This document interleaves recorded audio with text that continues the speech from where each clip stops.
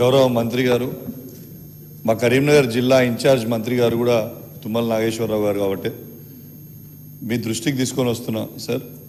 నిన్న వీణవంక మండలంలో, జమ్మికుంట మండలంలో భారీ వర్షాలు పడడంతో వీణవంక మండలంలో దాదాపు 500 ఎకరాలు, తర్వాత జమ్మికుంట మండలంలో దాదాపు 500 ఎకరాలు రైతులు నష్టపోయినరు. దయచేసి మీరందరూ కూడా ఒక్కసారి దాన్ని సీరియస్గా తీసుకున్న నష్టపరిహారం కొంచెం చెల్లించాలి.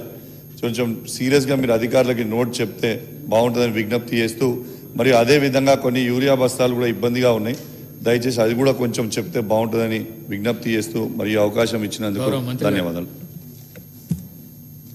అధ్యక్ష, బాలు గారు, కసిరెడ్డి గారు, మాణిక్రావు గారు, కౌశిక్ రెడ్డి గారు, గోడౌన్లకు సంబంధించినటువంటి అంశం మీద ఇప్పటికే రాష్ట్ర ప్రభుత్వం ఈ సంవత్సరం, పోయిన సంవత్సరంలోనే 500 కోట్లతోటి సుమారు 5 లక్షల మెట్రిక్ టన్నులకు సంబంధించి గోడౌన్లు శాంక్షన్ చేయడం జరిగింది.